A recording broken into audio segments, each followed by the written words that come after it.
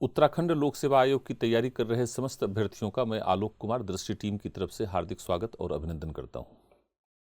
प्रिय साथियों, अभी तक हम लोगों ने 2012 तक में पूछे गए प्रारंभिक परीक्षा में सामान्य अध्ययन प्रश्न पत्र के अंतर्गत भारतीय राज्य व्यवस्था के प्रश्नों का विश्लेषण आपके समक्ष प्रस्तुत किया है। आज हम लोग वर्ष 2006 में उत्तराखंड लोक सेवा आयोग की प्रारंभिक परीक्षा में पूछे गए भारतीय राज्य व्यवस्था के प्रश्नों का एक विश्लेषण आपके समक्ष प्रस्तुत करूंगा। डियर फ्रेंड्स, वस्तुतः लोक सेवा आयोग के मन मस्तिष्क को समझने के लिए उसके द्वारा पूछे गए प्रश्नों की प्रकृति और प्रवृत्ति के विश्लेषण के आधार पर आप अपने अध्ययन की रणनीति और योजना का निर्धारण कर सकते हैं। वस्तुतः जब बुक्स से हम लोग पढ़ते हैं या क्लासेज में जब हम लोग पढ़ते हैं तो उस समय हमारा ध्यान अधिकांशतः इंफॉर्मेशंस को गैदर करने पर होता है। मेरे विचार से इंडियन पॉलिटी वाले सेक्शन में इंफॉर्मेशंस को गैदर करने के स्थान पर आपको यह ध्यान देना चाहिए कि इंडियन पॉलिटिकल सिस्टम की वर्किंग और फंक्शनिंग किस मैकेनिज्म पर बेस्ड है, उसके टेक्निकल एस्पेक्ट को यदि आप अपने कॉन्सेप्चुअल अंडरस्टैंडिंग और क्लैरिटी के माध्यम से डेवलप करते हैं तो ग्रेजुअली एक दो रीडिंग के साथ साथ बहुत सारे इंफॉर्मेशंस, फैक्ट एंड फिगर्स जो एग्जामिनेशंस में पूछे जाते हैं वह अपने आप आपकी अंडरस्टैंडिंग और आपके कॉन्सेप्चुअल डेवलपमेंट के साथ अटैच्ड हो जाता है। मतलब ये बट नेचुरल है।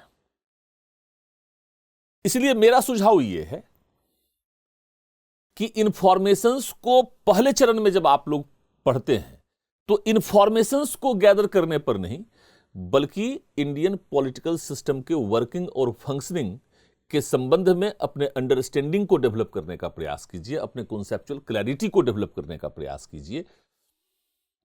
और इसके साथ साथ दूसरे चरण में, तीसरे चरण में रिवीजन सबसे अधिक महत्वपूर्ण है। और रिवीजन करने का एक खास तरीका यह है कि आप प्रीवियस ईयर्स में सिर्फ उत्तराखंड में ही नहीं बल्कि विभिन्न राज्य लोक सेवा आयोगों की परीक्षाओं में पूछे जा रहे प्रश्नों के साथ साथ संघ लोक सेवा आयोग की परीक्षाओं में पूछे गए प्रश्नों के अभ्यास के माध्यम से आपको अपने परफॉर्मेंस को डेवलप करने का प्रयास करना चाहिए। उस तरह के स्किल, ट्रिक्स, टेक्निक्स को डेवलप करने का प्रयास करना चाहिए जिससे कि आप अधिक से अधिक प्रश्नों को सही करने की क्षमता को अर्जित कर सकें, प्रश्नों को सही दिशा में सॉल्व करने की क्षमता को अर्जित कर सकें। इस पूरे संदर्भ में, इस पूरे चर्चा परिचर्चा में एक प्रश्न को हमें एक अवसर के रूप में लेना चाहिए और उस प्रश्न से संबंधित सभी प्रकार के आयामों से हमें भली भांति प्रकार से परिचित होना चाहिए। उससे जुड़े विभिन्न पहलुओं, विभिन्न पक्षों, विभिन्न आयामों, तथ्यों, सूचनाओं पर हमें ध्यान देना चाहिए। यह रिवीजन का एक तरीका है। पहली बात तो यह है। दूसरी बात इस संदर्भ में यह है कि इसके साथ साथ करंट अफेयर्स में जब आप पढ़ते हैं तो आपको कई सारे जो न्यूज हैं वो इंडियन पॉलिटी से रिलेटेड मिल जाते हैं। फंडामेंटल राइट्स से संबंधित, डीपीएसपी से संबंधित, नागरिकता से संबंधित, राष्ट्रपति, राज्यपाल, संसद, विधायिका, न्यायपालिका इत्यादि के संदर्भ में आपको डिफरेंट इंफॉर्मेशंस को अपग्रेड करने का अवसर मिलता है। आपको फोकस यह करना है कि जो भी बुक्स से या क्लास में आपने ट्रेडिशनली इंडियन पॉलिटी को पढ़ा है उसको हमेशा अपग्रेड करते रहें, अपने नॉलेज को अद्यतन बनाते रहें, समसामयिक विकास से जुड़कर और ट्रेडिशनल एस्पेक्ट को समसामयिक डेवलपमेंट से जोड़कर एक बार पुनः रिवीजन का अवसर आपको मिलता है।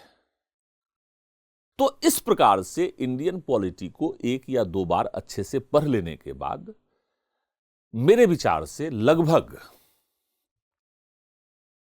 98 to 99% प्रश्नों को बिल्कुल राइटली कॉन्फिडेंटली अप्रोच किया जा सकता है।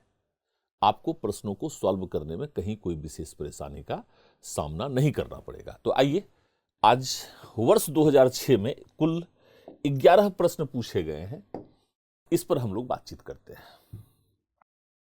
देखिए, पहला प्रश्न यहां पर यह है कि प्रथम लोकसभा के प्रथम अध्यक्ष कौन थे, अर्थात स्पीकर, लोकसभा अध्यक्ष के विषय में प्रश्न पूछा हुआ है।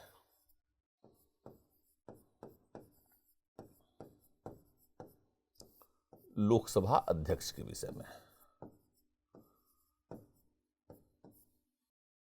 ऐसे तो सामान्य तौर से आप अपने अंडरस्टैंडिंग को डेवलप करने के लिए इस बात से भली भांति अवगत होंगे कि 15 अगस्त 1947 में भारतीय स्वतंत्रता अधिनियम के पारित होने के पश्चात संविधान सभा ही अंतरिम संसद के रूप में भी काम कर रही थी। और संविधान सभा जब अंतरिम संसद के रूप में काम करती थी तो जी.वी. मावलंकर उसकी अध्यक्षता करते थे। और जब संविधान सभा के रूप में काम करती थी तब उसकी अध्यक्षता डॉक्टर राजेंद्र प्रसाद करते थे। और आपको यह भी पता है कि 24 जनवरी 1940 को संविधान सभा का अंतिम कार्य दिवस था, अंतिम अधिवेशन था, अंतिम बैठक थी, अंतिम मीटिंग थी। इसके पश्चात संविधान सभा ही वस्तुतः अंतरिम संसद के रूप में स्थापित हो गई, जब तक मई 1952 में प्रथम लोकसभा का चुनाव नहीं हो गया। इसलिए प्रथम लोकसभा के अध्यक्ष भी जी.वी. मावलंकर ही हैं। इनका जो कार्यकाल हम देखेंगे वो 15 मई 1952 से लेकर 27 फरवरी 1956 तक था।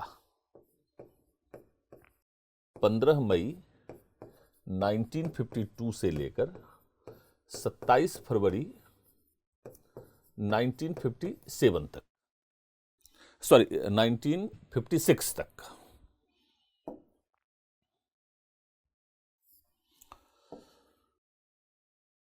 इनका कार्यकाल रहा। इसके बाद जो सेकंड स्पीकर थे वो M.A. आयंगर थे। फिर जो थर्ड स्पीकर थे वो हुकुम सिंह थे। फिर ये थर्ड थे। फिर फोर्थ जो आए वो नीलम संजीव रेड्डी थे। और फिर फिफ्थ में G.S. ढिल्लो, ये फिफ्थ स्पीकर के रूप में आए हैं। इस तरह से आपको यह प्रयास करना चाहिए कि इनिशियली जो स्पीकर्स रहे हैं या भारत में जो भी स्पीकर्स अभी तक रहे हैं उनका एक लिस्ट देख लें। कार्यकाल को आप देखें या ना देखें, कम से कम इतना आपको स्पष्ट होना चाहिए कि निम्नलिखित में से कौन लोकसभा के अध्यक्ष के रूप में रहे हैं, निम्नलिखित में से कौन लोकसभा के अध्यक्ष के रूप में नहीं रहे हैं, यह आपको ज्ञात होना चाहिए।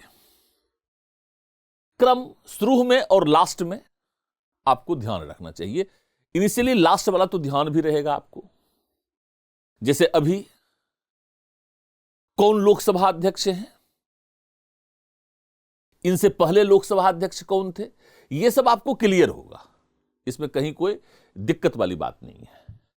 इनिशियली जो दिक्कत होता है वो first, second, third, fourth, fifth, sixth, जैसे सिक्स्थ में बलीराम भगत आ गए, सेवंथ में फिर नीलम संजीव रेड्डी आ गए। इस तरीके से आपको इस बात को ध्यान में रखने का प्रयास करना चाहिए। अभी ओम प्रकाश बिरला लोकसभा के अध्यक्ष हैं वर्तमान में। इससे पहले 2014 से 2019 तक हमने पहले भी पिछले 2012 में यह प्रश्न आया हुआ है। इंदौर से लोकसभा सांसद और 8 बार लोकसभा सांसद सुमित्रा महाजन 2014 से 2019 के बीच लोकसभा अध्यक्ष के रूप में कार्य किया उन्होंने। इस तरह से इस पूरे प्रश्न को आप देख सकते हैं। इसका जो इंग्लिश वर्जन है, who was the first speaker of the first Lok Sabha, तो जीबी मावलंकर इसका आंसर हो जाएगा। नेक्स्ट क्वेश्चन पर चलते हैं। टिहरी के विषय में पूछा हुआ है। देखिए, टिहरी, टिहरी गढ़वाल 2 शब्दों के मेल से बना है। टिहरी का मतलब होता है तीन नदियों से घिरा हुआ यह क्षेत्र है, और गढ़वाल, गढ़ का मतलब होता है किला, अर्थात यह एक प्राकृतिक गढ़ के रूप में भी है, किला के रूप में भी है। तो टिहरी गढ़वाल एक भारतीय रियासत हुआ करता था जो 1 अगस्त 1949 को उत्तर प्रदेश के एक जनपद के रूप में स्थापित हुआ। ये जो 3 नदियां हैं टिहरी में, इसको भी आप ध्यान में रख सकते हैं। पहली नदी तो भागीरथी है, दूसरा भिलंगना है और तीसरा घृतगंगा है। ये 3 नदियों से ये टिहरी घिरा हुआ है। एक बात को और भी ध्यान में रखेंगे कि 1 अगस्त 1949 को टिहरी गढ़वाल जो है वह उत्तर प्रदेश के एक जनपद के रूप में स्थापित हुआ। बाद में 24 फरवरी 1960 को,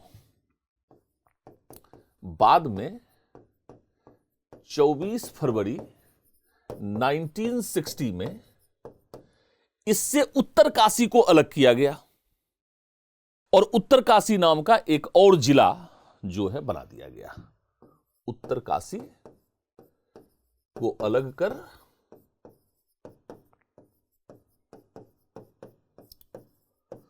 एक और जिला बना दिया गया।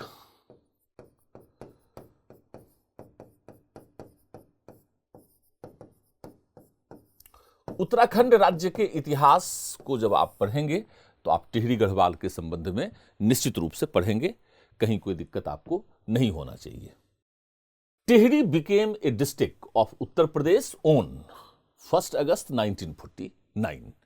Later, on 24th February 1960, Uttarkashi separated from Tigri and became a separate district of Uttar Pradesh. इस बात को ध्यान में रखेंगे। 9 नवंबर 2000 को यह उत्तर प्रदेश से अलग एक राज्य बना। तो अब आइए, अब हम लोग नेक्स्ट क्वेश्चन को देखते हैं। नेक्स्ट में पूछा हुआ है कि निम्नलिखित में से कौन उत्तर प्रदेश के मुख्यमंत्री नहीं थे। इसी तरह से कई बार उत्तराखंड में यह प्रश्न भी आया कि निम्नलिखित में से कौन उत्तराखंड के राज्यपाल थे, प्रथम महिला राज्यपाल कौन थी, प्रथम राज्यपाल कौन थे, इनमें से कौन राज्यपाल रहे हुए हैं, कौन राज्यपाल नहीं रहे हुए हैं। तो इस तरह के जो प्रश्न हैं वो पीसीएस में आते रहते हैं, इसलिए आपको इसका ध्यान रखना चाहिए। निम्नलिखित में से कौन उत्तर प्रदेश के मुख्यमंत्री नहीं थे? Who among the following was not the chief minister of Uttar Pradesh? तो इसका जो आंसर है वो कृष्णचंद्र पंत है, केसी पंत। बड़े महत्वपूर्ण राजनेता रहे हैं केसी पंत। 10वें वित्त आयोग के अध्यक्ष, योजना आयोग के उपाध्यक्ष, रक्षा मंत्री, गृह राज्य मंत्री, उद्योग एवं इस्पात मंत्री, कई विभागों को इन्होंने संभाला। भारतीय राष्ट्रीय कांग्रेस और बाद में भारतीय जनता पार्टी से संबंधित रहे। विजन 2020 करके इनका डॉक्यूमेंट भी था जो भारत के आर्थिक विकास से संबंधित है। तो इन सभी चीजों को आप देख सकते हैं। जैसे देखिए, गोविंद बल्लभ पंत है, तो ये first chief minister of Uttar प्रदेश भी रहे। फिर हेमवंती नंदन बहुगुणा थे, ये 9th chief minister of Uttar प्रदेश भी रहे। फिर नारायण दत्त तिवारी थे, ये 3 बार यूपी के मुख्यमंत्री रहे और 1 बार उत्तराखंड के भी मुख्यमंत्री रहे हैं। तो गोविंद बल्लभ पंत, हेमवती नंदन बहुगुणा और नारायण दत्त तिवारी, ये सभी उत्तर प्रदेश के मुख्यमंत्री रह चुके हैं। नारायण दत्त तिवारी उत्तर प्रदेश के साथ साथ उत्तराखंड के भी मुख्यमंत्री रह चुके हैं। कृष्णचंद्र पंत जो गोविंद बल्लभ पंत के ही पुत्र थे, ये मुख्यमंत्री नहीं रहे हैं। तो इसमें से इस पूरे आंसर को आपको देखना चाहिए, समझना चाहिए, और जो डिफरेंट एस्पेक्ट है उसको आपको कवर करना चाहिए। अब देखिए, इसमें से एक प्रश्न यह पूछा जा रहा है कि उत्तराखंड राज्य के प्रथम मुख्यमंत्री कौन थे। तो उत्तराखंड राज्य के प्रथम मुख्यमंत्री जो थे ये नित्यानंद स्वामी थे। इनका जो कार्यकाल है वो 9 नवंबर 2000 से लेकर 29 अक्टूबर 2001 था। 9 नवंबर 2000 को ही उत्तराखंड उत्तरांचल के रूप में स्थापित हुआ और तब से लेकर के ये 29 अक्टूबर 2001 तक मुख्यमंत्री रहे। इसके पश्चात नारायण दत्त तिवारी के विषय में आपको बतला ही चुके हैं कि ये उत्तराखंड के भी सीएम रह चुके हैं। इसके पश्चात भगत सिंह कोश्यारी 2001 से 2002 तक, 2001 से 2002 के बीच इनके पश्चात भगत सिंह कोश्यारी मुख्यमंत्री रहे हैं। एनडी तिवारी भी मुख्यमंत्री रहे हैं, उत्तराखंड के तीसरे मुख्यमंत्री बेसिकली यही रहे हैं। तो इस प्रकार से आप यह जो प्रश्न है इसका उत्तर कर सकते हैं। भारतीय संविधान के अनुच्छेद 25 में प्रयुक्त हिंदू शब्द किसे सम्मिलित नहीं करता। तो आप जानते हैं कि हिंदुओं के अंतर्गत बौद्ध शामिल हैं, जैन शामिल हैं और सिख भी शामिल हैं। अर्थात जो पारसी जो होते हैं ये बेसिकली ईरान से आए थे। जोरोस्ट्रियन या पारसी धर्म हिंदू धर्म के अंतर्गत समाहित नहीं होता, बल्कि एक अलग धर्म के रूप में समाहित होता है। अनुच्छेद 25 जहां तक पूछा हुआ है तो आपको यह ध्यान में रखना चाहिए कि अनुच्छेद 25 भारतीय संविधान का एक महत्वपूर्ण अनुच्छेद है जो भारत को धर्मनिरपेक्ष या पंथ निरपेक्ष राष्ट्र के रूप में स्थापित करता है, क्योंकि यह व्यक्ति की धार्मिक स्वतंत्रता को स्थापित करता है। यह कहता है कि व्यक्ति आंतरिक रूप में अपनी पसंद से, अपनी इच्छा के अनुरूप कोई भी धर्म, पंथ या विश्वास को अपनाने के लिए स्वतंत्र है। लेकिन 25(2) को भी ध्यान में रखेंगे जो यह कहता है कि सामान्य शिष्टाचार के साथ साथ सामाजिक कल्याण और सामाजिक सुधार के उद्देश्य से राज्य व्यक्ति की धार्मिक स्वतंत्रता में हस्तक्षेप कर सकता है, लेकिन सामाजिक कल्याण के आधार पर, शिष्टाचार के आधार पर और सामाजिक विकास, सामाजिक सुधार के दृष्टिकोण से। लेकिन जो सुधार किया जा सकता है वह धार्मिक पक्ष नहीं बल्कि गैर धार्मिक पक्ष में सुधार किया जा सकता है।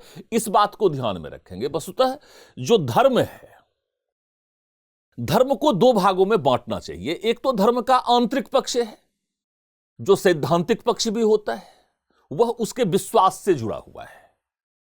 लेकिन धर्म के साथ साथ हम कई प्रकार के सामाजिक सांस्कृतिक रूढ़ियों का भी विकास कर लेते हैं, प्रथाओं, रीति रिवाजों का भी विकास कर लेते हैं।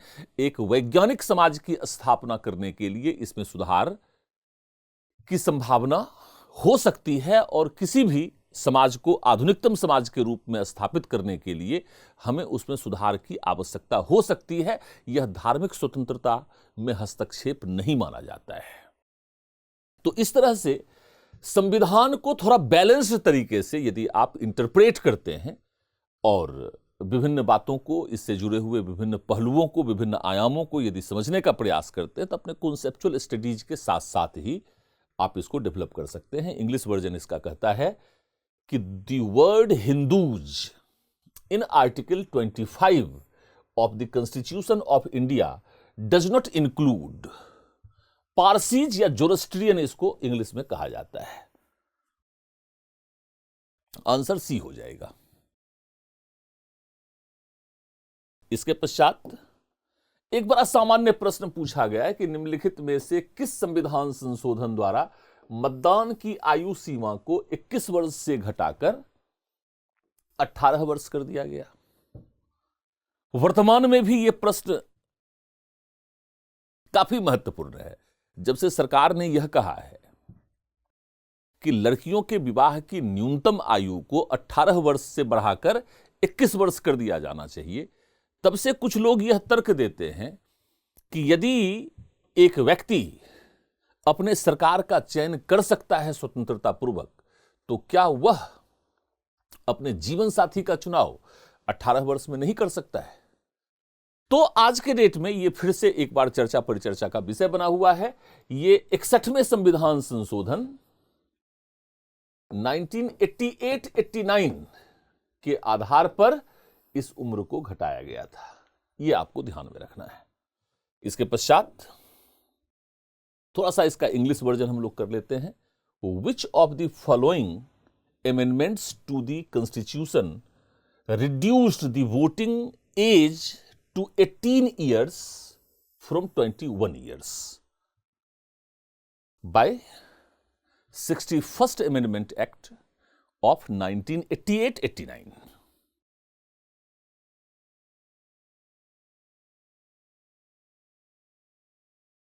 भारतीय संविधान में कुल कितनी भाषाएं हैं? तो भाषाओं से संबंधित जो 8वां अनुसूची है उसको ध्यान में रखेंगे आप। भारतीय संविधान का अनुच्छेद 344 से 351, 344 से 351 में दिए गए प्रावधान को ध्यान में रखेंगे। देखिए, ये प्रश्न 2006 का है, तो 2006 में तो 18 आंसर हो जाएगा, लेकिन वर्तमान में अब 8वीं अनुसूची में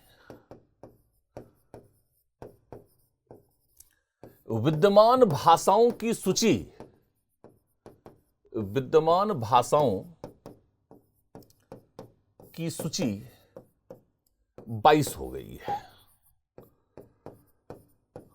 22 हो गई है। यहां पर इस बात को भी ध्यान में रखेंगे कि आज तक 3 बार संविधान में परिवर्तन हुआ है। पहला तो जो परिवर्तन हुआ वह 21वें संविधान संशोधन 1967 के द्वारा किया गया और इसके माध्यम से जो भाषा था उसमें सिंधी भाषा को जोड़ा गया। मूलभूत रूप में 14 भाषाएं संविधान में विद्यमान थी, फिर सिंधी को 21वें संविधान संशोधन द्वारा जोड़ा गया, फिर 71वें संविधान संशोधन 1992 के द्वारा कोंकणी, नेपाली, मणिपुरी को संविधान में जोड़ा गया।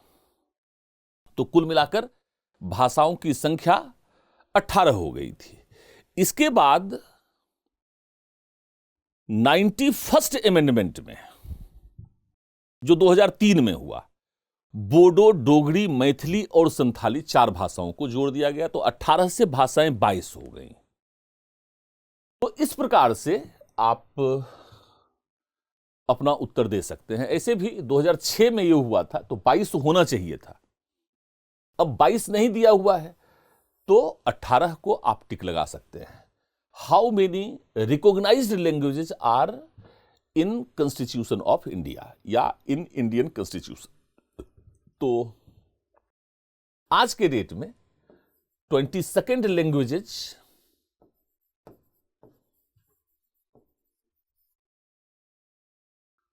are recognized languages under 8th schedule, article 24 to 3 article 344 to 351 deals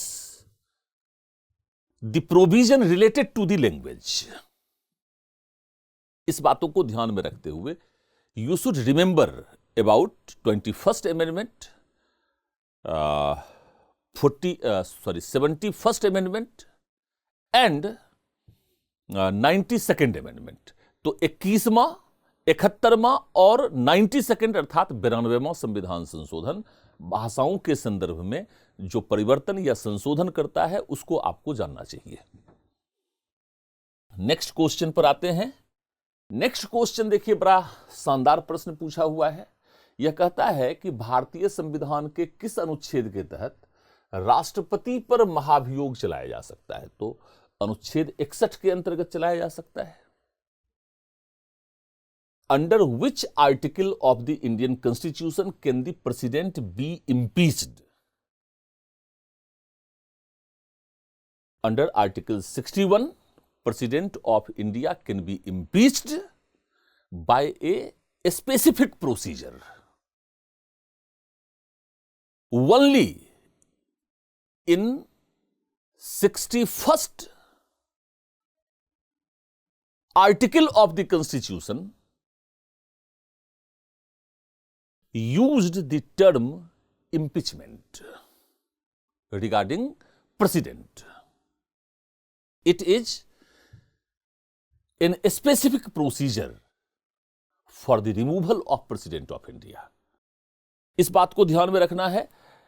mainly इस संदर्भ में जब आप इंपीचमेंट को ध्यान में रखते हैं तो आपको दो चीजों को ध्यान में रखना चाहिए। एक तो आर्टिकल 61 में प्रेसिडेंट ऑफ इंडिया को इंपीच करने के लिए जो प्रोसीजर दिया हुआ है,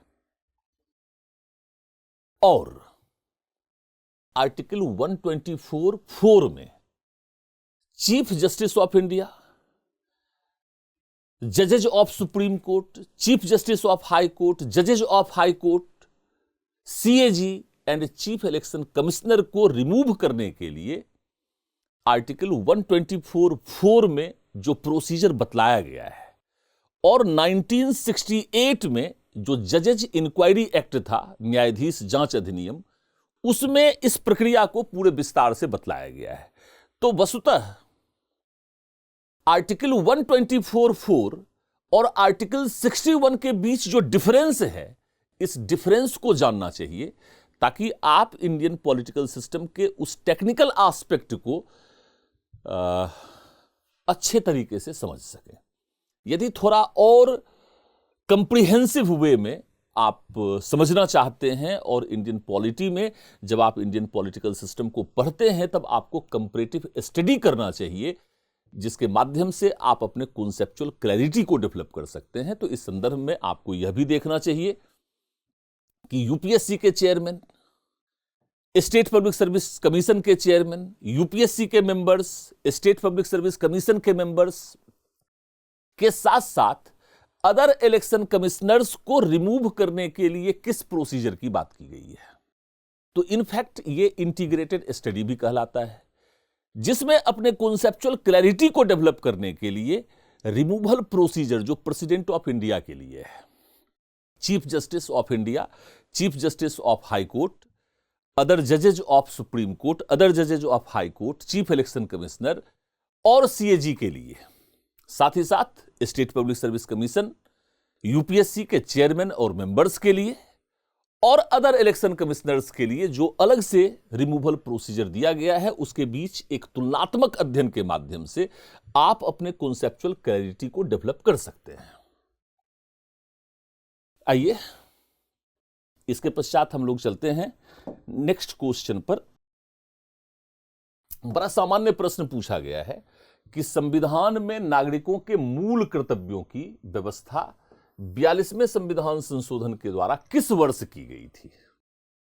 तो हम जानते हैं कि 42वां संविधान संशोधन 1976 में किया गया। In which year fundamental duties of citizen were introduced by 42nd amendment. In which year? तो 1976। क्योंकि हम लोग जानते हैं कि मूल संविधान में मौलिक कर्तव्य की व्यवस्था नहीं थी। सामान्य तौर पर जितने भी प्रजातांत्रिक देश हैं वहां पर मौलिक अधिकारों की संकल्पना को तो स्वीकार किया गया है, लेकिन मौलिक कर्तव्य की संकल्पना को स्वीकार नहीं किया गया है। भारत में मौलिक कर्तव्य की संकल्पना को सोवियत रूस, जो पूर्व सोवियत रूस था, उसके संविधान से प्रेरणा ग्रहण करते हुए इसे अपनाया गया।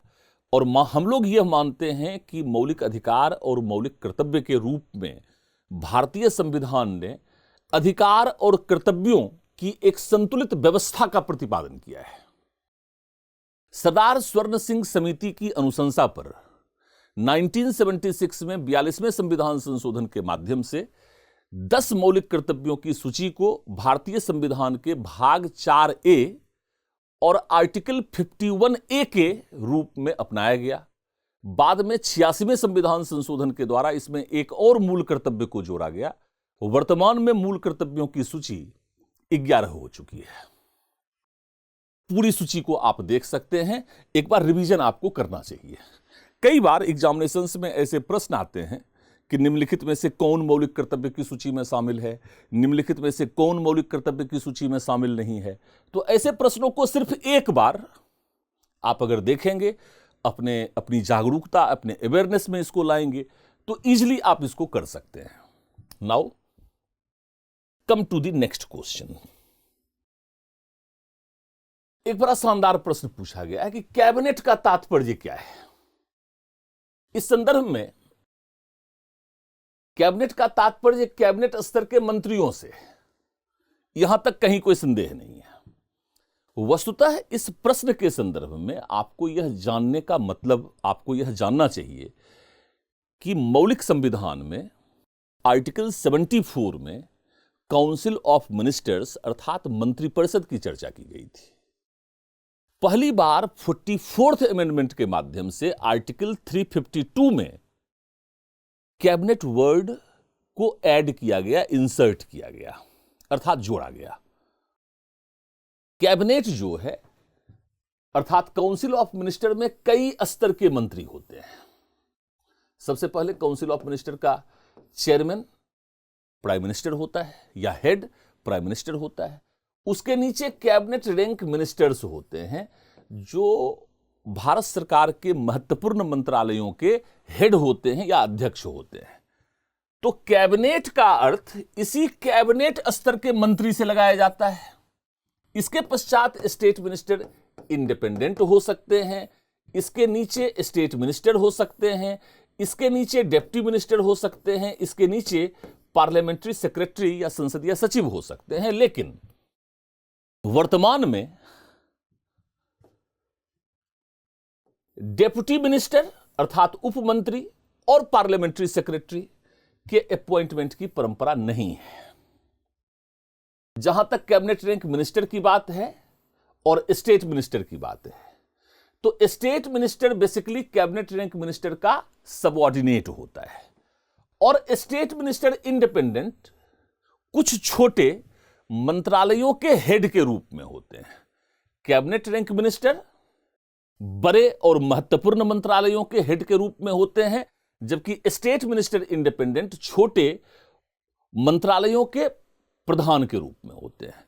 दोनों में मूलभूत अंतर यह है कि कैबिनेट स्तर के मंत्री जहां कैबिनेट की मीटिंग में भाग लेते हैं, वहीं स्टेट मिनिस्टर इंडिपेंडेंट कैबिनेट की बैठक में तब भाग लेते हैं जब उनके विभाग से संबंधित किसी विषय पर मंत्रिमंडल या कैबिनेट चर्चा करने वाली होती है, तब उन्हें आमंत्रित किया जाता है कैबिनेट की मीटिंग में भाग लेने के लिए। लेकिन सामान्य तौर पर स्टेट मिनिस्टर इंडिपेंडेंट कैबिनेट की मीटिंग में भाग नहीं लेता है। तो कैबिनेट के संदर्भ में, काउंसिल ऑफ मिनिस्टर के संदर्भ में जो भी टर्म्स यूज हो रहा है, जो भी प्रावधान है, उसको एक बार यदि आप स्पष्ट कर लेते हैं तो मेरे विचार से कहीं भी किसी भी प्रकार के प्रश्नों को सॉल्व करने में आपको एक इंसाइट मिल सकता है। इसके पश्चात हम लोग आते हैं, लास्ट क्वेश्चन है, संविधान की प्रारूप समिति के सम्मुख संविधान की प्रस्तावना का प्रस्ताव किसने रखा। तो देखिए, बेसिकली इसका उत्तर जवाहरलाल नेहरू होगा। Who proposed preamble before the drafting committee of the constitution. तो जवाहरलाल नेहरू, बेसिकली आप इस बात को जानते हैं कि 13 दिसंबर 1946 को पंडित नेहरू के द्वारा संविधान सभा के समक्ष उद्देश्य प्रस्ताव या ऑब्जेक्टिव रिजोल्यूशन को प्रेजेंट किया गया था, जिसे संविधान सभा ने 22 जनवरी 1947 को पारित कर दिया, अर्थात इनेक्ट कर दिया। बाद में संविधान सभा के संवैधानिक सलाहकार के द्वारा, अर्थात बीएन राव के द्वारा, उद्देश्य प्रस्ताव के आधार पर ही भारतीय संविधान की प्रस्तावना को लिखा गया और संविधान की प्रस्तावना का विचार हम लोगों ने अमेरिकी संविधान से ग्रहण किया था। यह संविधान के परिचय के रूप में या संविधान के उद्देश्य साथ ही साथ भारतीय राजव्यवस्था की प्रकृति या भारतीय राजनीतिक व्यवस्था की प्रकृति को स्पष्ट करने वाला एक महत्वपूर्ण डॉक्यूमेंट था। इसके अंतर्गत संविधान के उन मूलभूत आदर्शों, मूल्यों व सिद्धांतों की चर्चा मिलती है जिसके आधार पर भारतीय संविधान को लिखा गया था। साथ ही साथ प्रस्तावना का महत्व इसलिए भी बहुत ज्यादा है क्योंकि प्रस्तावना की शुरुआत होती है हम भारत के लोगों के साथ, जो इस बात का सूचक है कि यह संविधान अर्थात भारत का संविधान, जो भारत का सबसे सर्वोच्च कानून या विधि है, उसका निर्माण हम भारत के लोगों ने किया। अर्थात हम भारत के लोग सर्वोच्च और संप्रभु हैं, अर्थात भारत में लोकप्रिय संप्रभुता के लोकतांत्रिक सिद्धांतों को अपनाया गया है।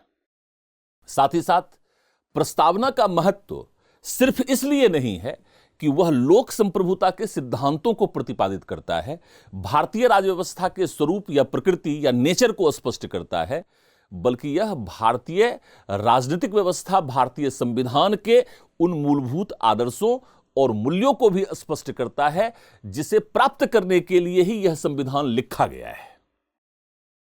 साथ ही साथ प्रस्तावना का जो अंतिम भाग है वह कहता है कि इस तिथि को अर्थात 26 नवंबर 1949 को, जिसे आज हम लोग संविधान दिवस के रूप में भी मनाते हैं, उस दिन हम भारत के लोगों ने इस संविधान सभा के माध्यम से इस संविधान को स्वीकार किया, अंगीकृत किया अर्थात एडॉप्ट किया, इसे अधिनियमित किया अर्थात इसका इनेक्टमेंट किया और इसे हमने आत्मर्पित कर दिया।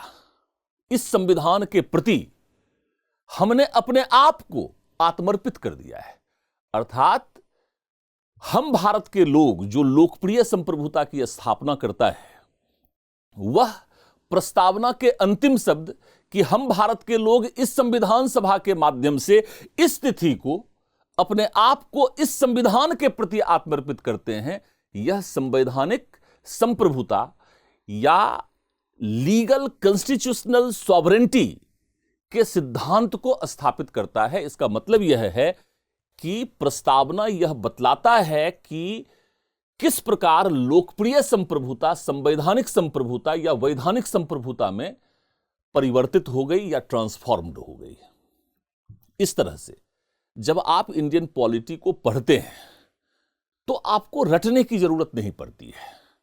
हालांकि अभी हमने किसी भी चीज को पढ़ाया नहीं है, लेकिन हमने यह बतलाया कि किसी भी क्वेश्चन को हमें एक अवसर के रूप में लेना चाहिए और उससे जुड़े हुए महत्वपूर्ण आयामों को तैयारी करते वक्त अपने कॉन्सेप्चुअल क्लैरिटी, अंडरस्टैंडिंग और कॉन्सेप्चुअल डेवलपमेंट के अंतर्गत शामिल करना चाहिए, जिससे हम फैक्चुअल इंफॉर्मेशंस के साथ साथ अपने कॉन्सेप्चुअल अंडरस्टैंडिंग को डेवलप कर पाएंगे और डिफरेंट फैक्ट एंड फिगर्स को, इंफॉर्मेशंस को अपने अंडरस्टैंडिंग के साथ ही अटैच कर सकते हैं। तो वस्तुतः भारतीय राजव्यवस्था किस तरह से एक तकनीकी विषय है और इसे किस तरह से तैयार करना चाहिए, इस पर हमने प्रारंभिक परीक्षा के प्रश्नों के विश्लेषण के माध्यम से, इस पर चर्चा परिचर्चा के माध्यम से हमने इसको स्पष्ट किया, आपके सामने रखने का प्रयास किया। मैं समझता हूं कि पिछले वर्षों के प्रश्न पत्रों के विश्लेषण का जो यह सीरीज हमारा चल रहा था, जिसमें हमने यूपी पीसीएस, बिहार, हरियाणा, मध्य प्रदेश के साथ साथ उत्तराखंड के डिफरेंट एग्जामिनेशंस में पूछे गए जनरल स्टडीज के डिफरेंट सेक्शंस पर हमने एक पूरे सीरीज को आपके समक्ष लाया है। निकट भविष्य में कुछ और भी पीसीएस को हम लोग इसके अंतर्गत शामिल करेंगे और उसमें पूछे गए जनरल स्टडीज के डिफरेंट सेक्शंस पर एक चर्चा परिचर्चा का आयोजन हम लोग करते रहेंगे। यह प्रक्रिया एक लंबी प्रक्रिया है, यह तब तक चलती रहेगी जब तक कि आप सफल नहीं हो जाते हैं। वस्तुतः यह आपकी सफलता के लिए समर्पित टीम दृष्टि का एक समर्पित प्रयास है, जिसमें प्रारंभिक परीक्षा के साथ साथ आगे हमारे यूट्यूब सेशन में, यूट्यूब कार्यक्रम में प्रारंभिक परीक्षा के मुख्य परीक्षा के प्रश्नों, जिस पर थोड़ा काफी, देखिए बेसिकली प्रारंभिक परीक्षा के प्रश्नों के संदर्भ में बहुत ज्यादा प्रॉब्लम नहीं होता, लेकिन सारे सिलेबस को पढ़ लेने के बावजूद भी मुख्य परीक्षा के प्रश्नों को कैसे लिखा जाए, उत्तर लेखन की दिशा क्या हो, पॉइंट्स क्या हो, उत्तर लेखन की शुरुआत हम कैसे करें, उत्तर लेखन को हम कंक्लूड कैसे करें, ये अट्रैक्टिव कैसे हो, ये मार्क्स फेचिंग कैसे हो, सर्वोत्तम अंक की प्राप्ति को हम कैसे सुनिश्चित करें, प्रेजेंटेशन आर्ट क्या होना चाहिए, एनालिटिकल पॉइंट ऑफ व्यू से कहां तक, कितने डेप्थ तक एनालिसिस की जरूरत है, इस पर भी हम लोग बहुत जल्द अपने कार्यक्रम की शुरुआत के अंतर्गत मुख्य परीक्षा को भी शामिल करेंगे और फिर डिफरेंट पीसीएस में मुख्य परीक्षा में जनरल स्टडीज के डिफरेंट सेक्शंस में पूछे गए प्रश्न को आपके समक्ष प्रस्तुत करेंगे। मैं आप सभी छात्रों को जो उत्तराखंड या विभिन्न राज्य लोक सेवा आयोगों के द्वारा आयोजित की जाने वाली परीक्षाओं की तैयारी कर रहे हैं, उनको बहुत बहुत शुभकामनाएं देता हूं, ढेर सारा आशीर्वाद देता हूं, ढेर सारा प्यार और स्नेह देता हूं, सम्मान भी देता हूं और यह अपेक्षा करता हूं, यह शुभकामना देता हूं कि आप जल्द से जल्द न सिर्फ प्रारंभिक परीक्षा, मुख्य परीक्षा, बल्कि साक्षात्कार में भी न सिर्फ अपनी सफलता को सुनिश्चित करने की दिशा में तेजी से अग्रसर हो सकेंगे, बल्कि आप सर्वोच्च रैंक की प्राप्ति को सुनिश्चित करने की दिशा में भी काम करेंगे। आपके इस प्रयास में मैं आलोक कुमार टीम दृष्टि के साथ लगातार आपके बीच प्रस्तुत होता रहूंगा। इच्छा यही है कि आपकी सफलता में जो योगदान हमारी तरफ से हो सकता है वह योगदान हम आपको दें और आपकी सफलता को थोड़ा सरल बनाएं। और सफलता प्राप्त करना ही सिर्फ उद्देश्य नहीं है, बल्कि इस सफलता को शानदार बनाने का भी उद्देश्य है, ताकि आप सर्वोच्च रैंक पर चयनित होकर अपने उद्देश्यों के अनुरूप अपने राज्य को गढ़ने में, उसको शक्ल देने में, उसका विकास करने में आपके अंदर जो प्रतिभा है, बहुमुखी प्रतिभा, जो योग्यता, प्रतिभा और क्षमता है, उसका सदुपयोग आप कर सकें।